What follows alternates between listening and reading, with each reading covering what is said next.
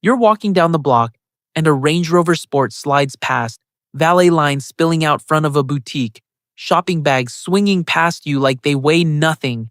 You pull out your phone. Same thing there. Someone's flexing a new watch, someone's tagging a beach house. Your chest does that thing again. Behind, always behind. Then you read something that stops your thumb mid-scroll. Only 33% of actual millionaires consider themselves wealthy, not broke people, millionaires. People who already have the number you're chasing, still lying awake feeling exactly like you do right now. Which means the feeling was never about the number. It was about the feed. And yours has been running the same way every single morning for longer than you've noticed. Why the comparison feels constant? You already know how this goes. Every morning starts the same way now.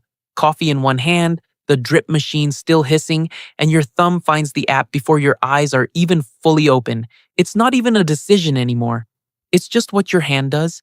Today, it's Chelsea, a girl you went to community college with, standing in front of a waterfront listing in Coconut Grove, Miami.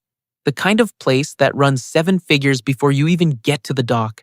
She's not buying it. She's just standing there, tagging the realtor, letting the caption do the talking. Manifesting. You know she works in marketing. You know, roughly, what marketing pays.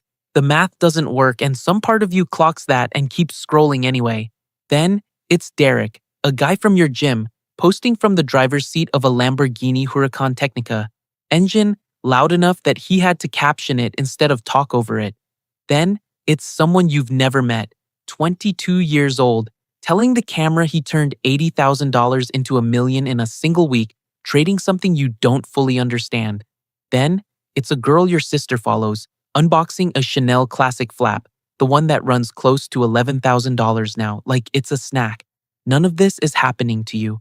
All of it is happening in front of you, 4 inches from your face, at 7:14 in the morning, before you've said a word to another human being today. By the time you're in the car, merging onto the highway with the coffee going cold in the cup holder, something has already shifted in your chest. It's not envy, exactly, it's smaller and worse than that. It's the quiet, specific feeling that everyone else got a memo you didn't.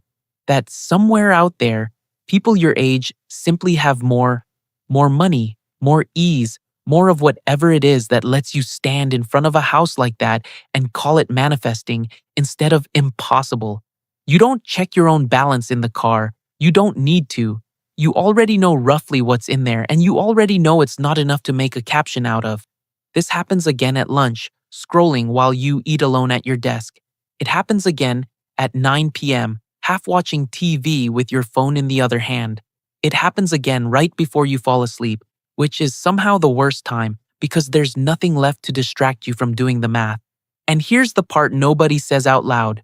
You've never once seen what Chelsea's rent is. You've never seen Derek's credit card statement. You've never seen whether that 22-year-old is telling the truth or whether he's still living in his childhood bedroom, or whether he'll delete the video in a month when the trade goes the other way.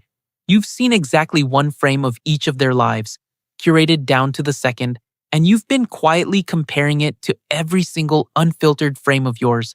The tired ones, the broke ones, the ones where you're just standing in a kitchen wondering if you're behind.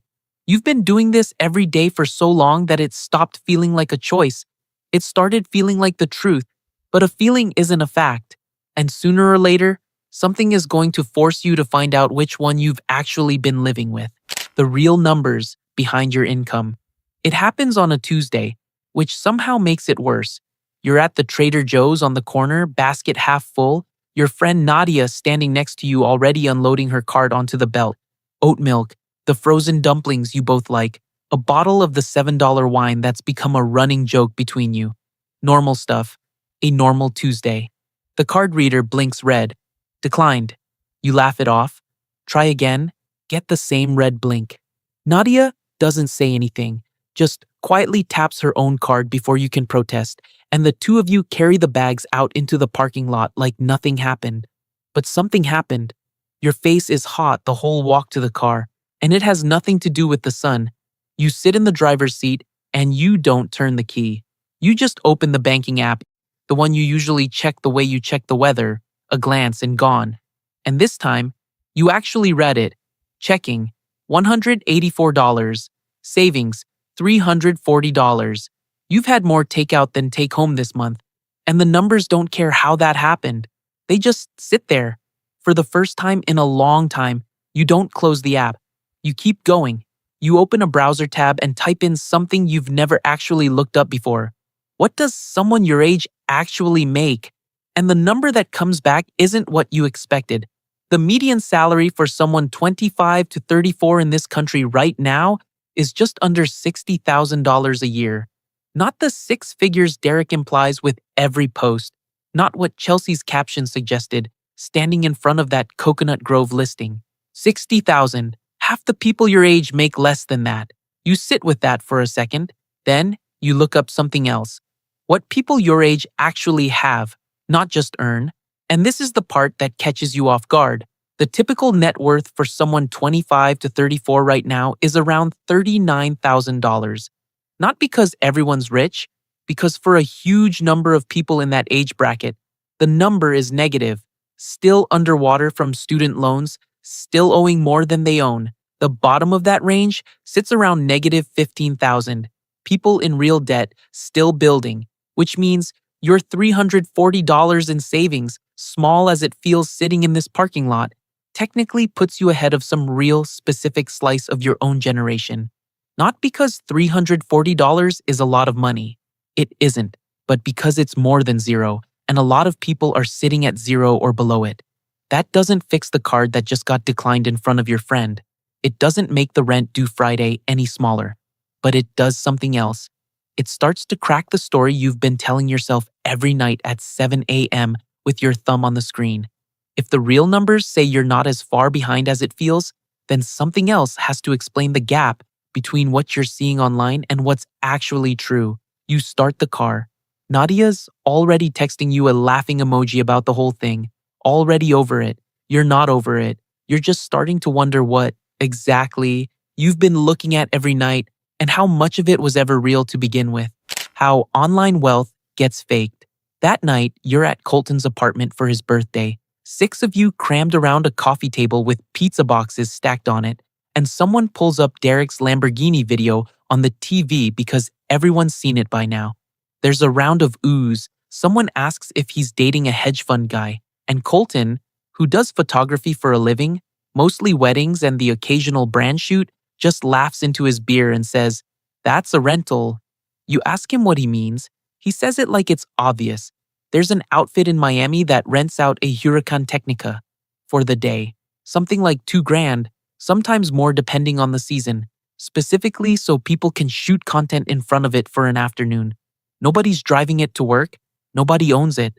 It goes back to the lot by 6, and somebody else picks it up tomorrow for the exact same video. You sit with that for a second, the pizza going cold in your hand. Colton keeps going, because now he's on a roll, because apparently this is just Tuesday to him. He tells you about a booking he almost took last year.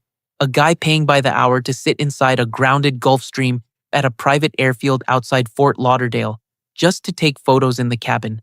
The plane never leaves the tarmac. It's parked there specifically for this.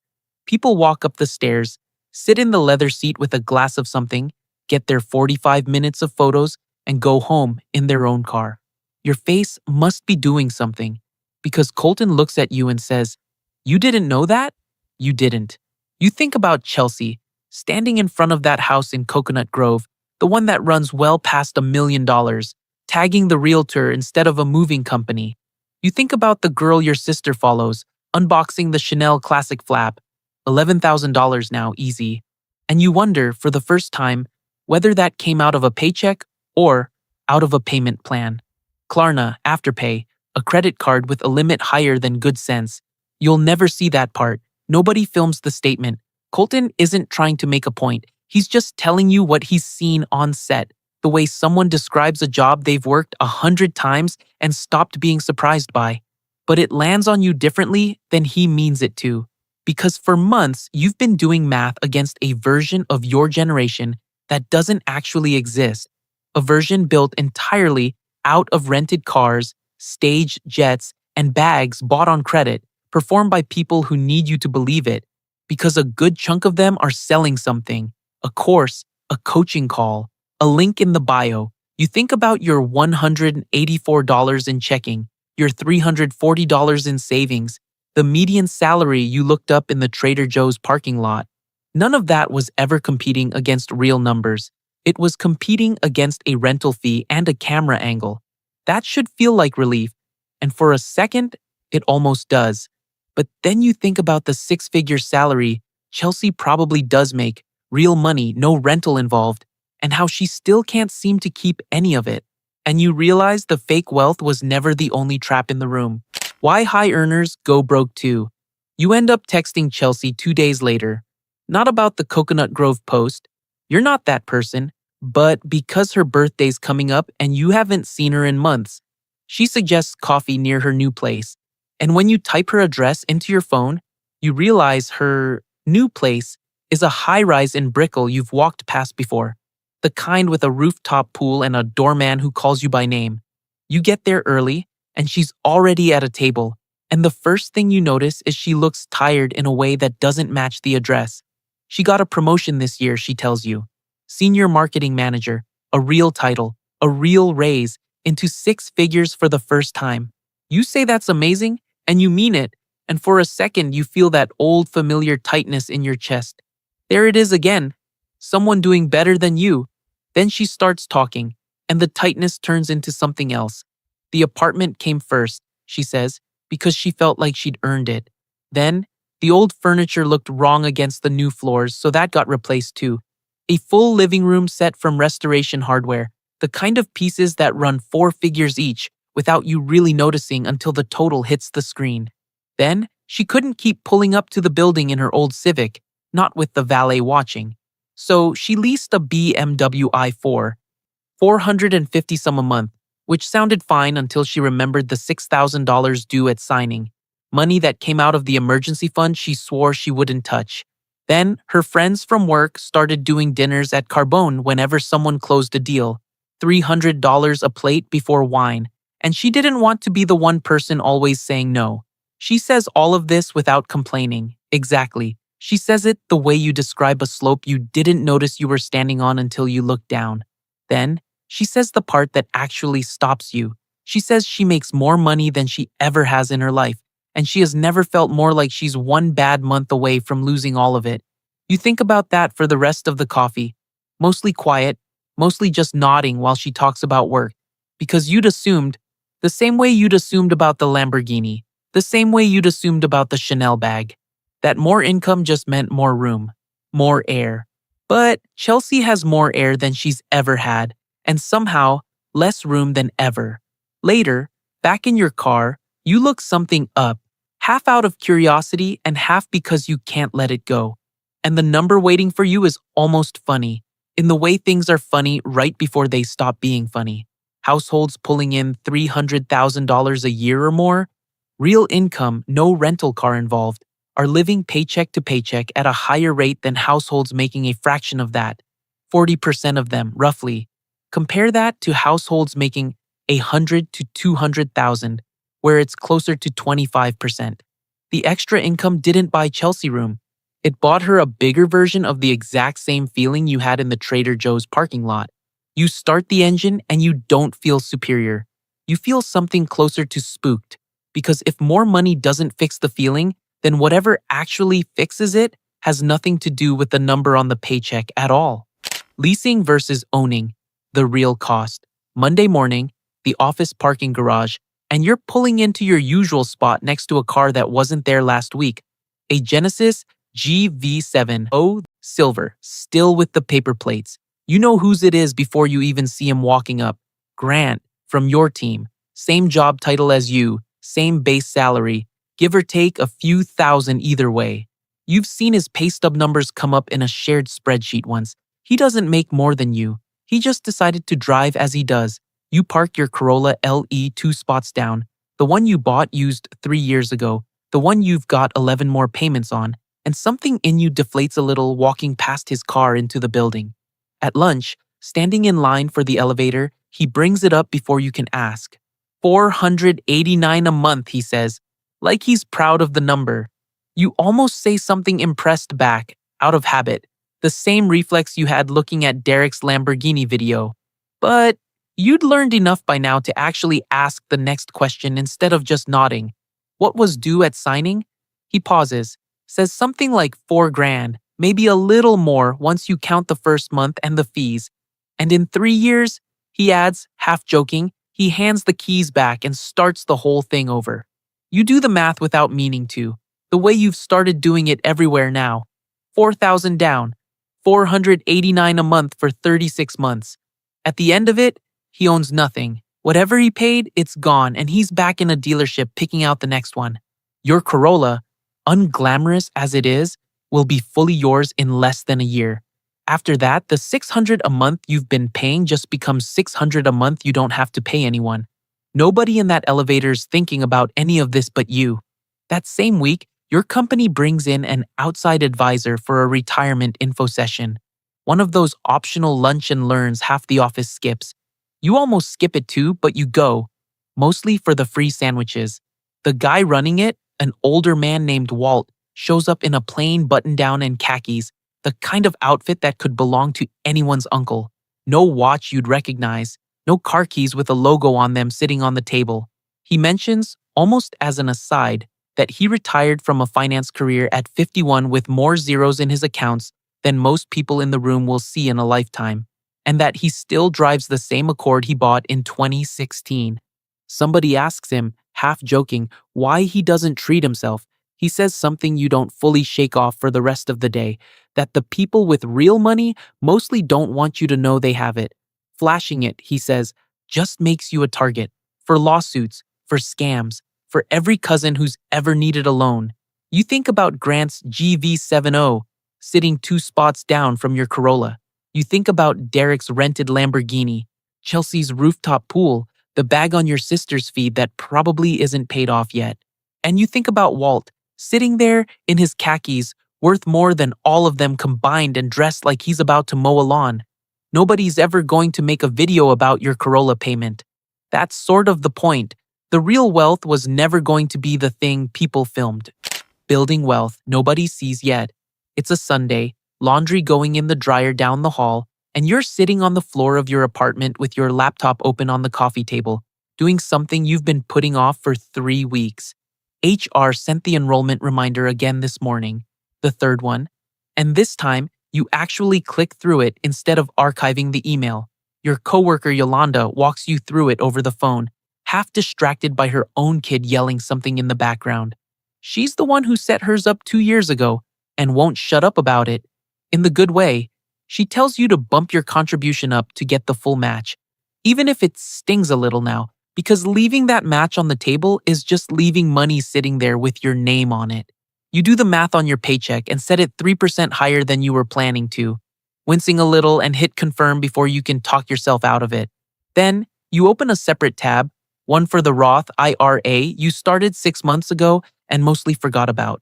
The limit this year sits at $7,500, which sounded impossible back in January. And now, watching the automatic transfer schedule pop up on the screen looks less like a mountain and more like $150 a week you don't have to think about.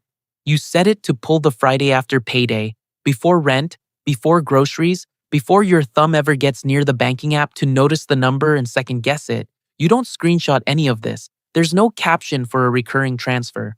Nobody's filming you sitting cross-legged on your floor in an old t-shirt, laundry beeping in the background, quietly telling your future self to stop spending money you haven't made yet. You think about Chelsea's rooftop pool, still gorgeous, still hers, still somehow squeezing her tighter every month. You think about Grant's GV70 sitting 2 spots over in the garage, worth less every single day he drives it. You think about Derek's rented Huracan Technica, already back at the lot by now, already being driven by somebody else's Tuesday. None of it was ever competing with you. It was competing with itself.